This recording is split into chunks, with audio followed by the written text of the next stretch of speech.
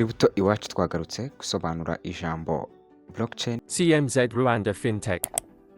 Like, share, subscribe and comment. Don't forget to hit the bell for more updates. Blockchain ni ikoranabuhanga ryo kubika amakuru mu buryo bwizewe kandi budashobora guhindurwa. Ayo makuru akabikwa mu dusanduku tugiye dushoreranye ndetse tugahuzwa n'ikoranabuhanga bita cryptography. Iryo ni uko tugenda duhura twombi amakuru amwe ari mu kandi, nibyo bituma udashobora kuyahindura, kuko agasanduku kamwe kugira ngo kagire ibyo kemeza bisaba ko n'akandi gasanduku kaba kabizi, n'akandi gasanduku n'akandi gasanduku. Utwo dusanduku twose turi hamwe nitwo tugize icyitwa blockchain.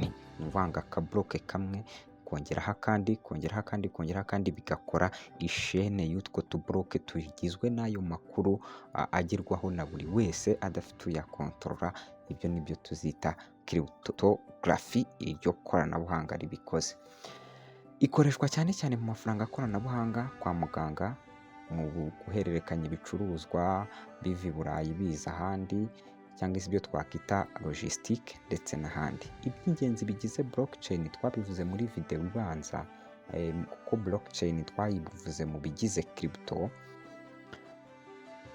Reka turebere hamwe imikoreshereze ya blockchain hanze ya cryptocurrency, dore ko abantu benshi bayizi muri cryptocurrency. Nabyo tuzabigarukaho cyane cyane, ariko ndagira ngo turebere hamwe ahandi hantu ushobora kuba utazi yuko blockchain ikoreshwa kandi naho igize gute ihari. Aho nahakurikira: kugenzura urujya n'uruza rw'ibicuruzwa, gukurikira inkomoko n'ibikorwa by'ibicuruzwa, amasezerano y'ikoranabuhanga cyangwa se ibyo twita mu ndimi z'amahanga smart contracts, amasezerano akorwa kandi akubahirizwa mu buryo bw'ikora hakoreshejwe ikoranabuhanga, uburyo bwo gutora, gukoresha blockchain mu gutora kugira ngo habemo umutekano ndetse n'ubunyakuri cyangwa se ubunyangamugayo, imyirondoro koranabuhanga. Blockchain igufasha gukora imyirondoro koranabuhanga yizewe kandi isuzumika mu buryo bworoshye kandi bwihuta. Blockchain iri gutera imbere mu buryo bwo gucunga amakuru kandi ishobora kuzagira uruhare rukomeye mu nganda nyinshi zinyuranye, uretse gusa mu by'imari. Nimba iyi video igufashije, kanda like, kanda share ndetse ukomeze gukanda ku nzogera yacu kugira ngo hatazagira ikizajya kigucika. Nkuko tumaze kubona ahandi blockchain ishobora kwifashishwa atari mu mafaranga koranabuhanga cryptocurrency, kandi twabonye ko blockchain ari ikoranabuhanga rishingiye mu guhuza amakuru ku buryo budashobora guhindurwa n'umuntu uwo ari we wese. Reka dufate urugero, dufate urutonde rw'inyandiko cyangwa se arizo twita blocks mu ndimi z'amahanga, ziri ku murongo zose, aho buri block cyangwa se agasanduku kamwe karimo amakuru ajyanye n'ibikorwa byabayeho, kandi buri yose ikaba ifatanye n'izindi hifashishijwe rya koranabuhanga twabonye ryitwa cryptographic hash. Ibi bituma iyo amakuru amaze kujya muri blockchain, ubwo blockchain twumvise ko ni twa dusanduku tubitsa amakuru, ariko buri kose gafatanye n'akandi, kamwe kaba gafatanye n'izindi, aba akomeye cyane ku buryo byagorana kuyahindura.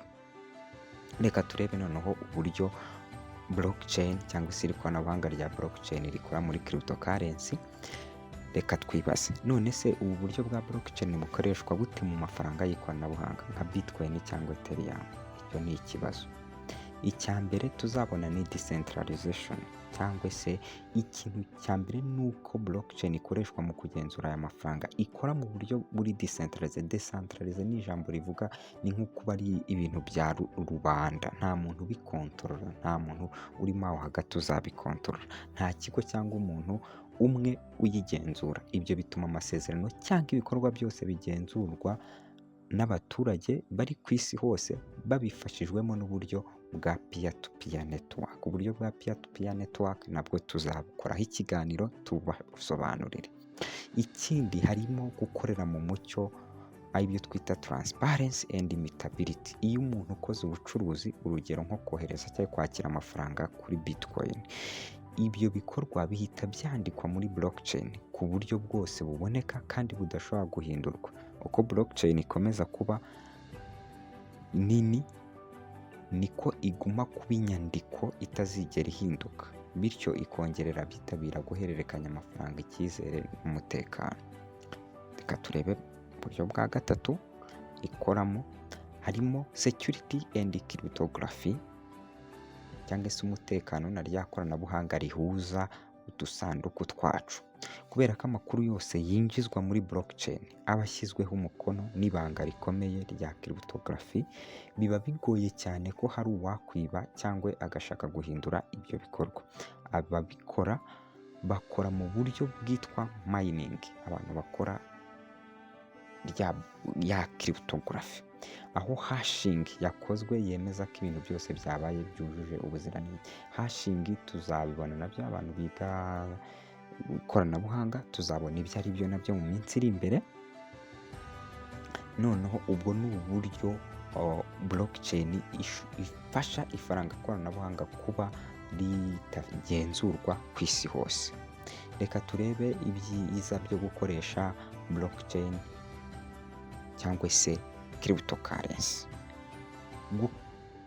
Nta muntu uri hagati, nta bakomisiyoneri bahari. Ubusanzwe mu gihe ukoresha amafaranga ya banki hakenewe umuntu hagati nka banki cyangwa ibindi bigo bicunga amafaranga yabo, ariko muri cryptocurrency abantu berekanya amafaranga batagombeye kuba hari undi muntu banyuraho, bo bakoresha blockchain nk'umuhuza. Iryo koranabuhanga niryo rigira gute, ribahuza.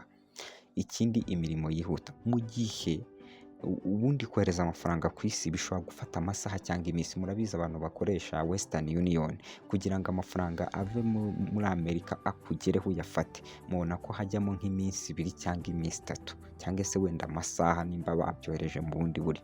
Ibyo rero haba harimo amabanga menshi utamenya aberamo aho hagati, ariko blockchain ituma ibyo bikorwa bigenda vuba cyane, rimwe na rimwe bigatwara mu masegonda cyangwa umunota. Amafaranga ashobora kuba avuye muri Amerika akaba akugezeho hano mu Rwanda binyuze muri iryo koranabuhanga rya blockchain, mu gihe wari kuzajya kurindira kunyura kuri Western Union ukazajya kuri banki. Ubu ni ukuvuga ngo umuntu ugiye kuyakoreza azajya kuri Western Union muri Amerika, nawe ujye hacemo nk'umunsi cyangwa iminsi 2, nawe ujye kuri banki kuri Western bakoresha ikoranabuhanga rya Western Union, bakunze kwifashisha Swift code, bayaguhe. Ariko icyo gihumva bizasaba igihe kinini kandi bizanagorana, harimo no gutanga ibyangombwa. Ariko nukoresha blockchain mu buryo bwa cryptocurrency, amafaranga yawe mu masegonda azaba avuye ku muntu A uri ahantu hose ku isi ageze ku muntu B uri ahandi hose ku isi. Gukoresha amafaranga adafite igihugu, ni ukuvuga ngo cryptocurrency nta gihugu agira, ari global. Ni ukuvuga ngo ari global, ahantu hose ushobora kugira gute, kuyasangayo.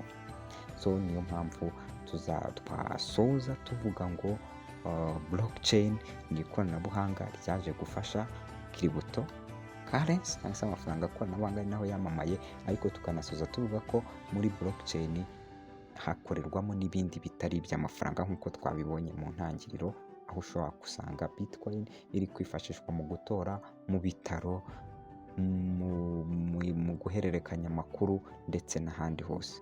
Nimba iyi video igufashije, kanda like, kanda share ndetse ukomeze gukanda ku nzogera.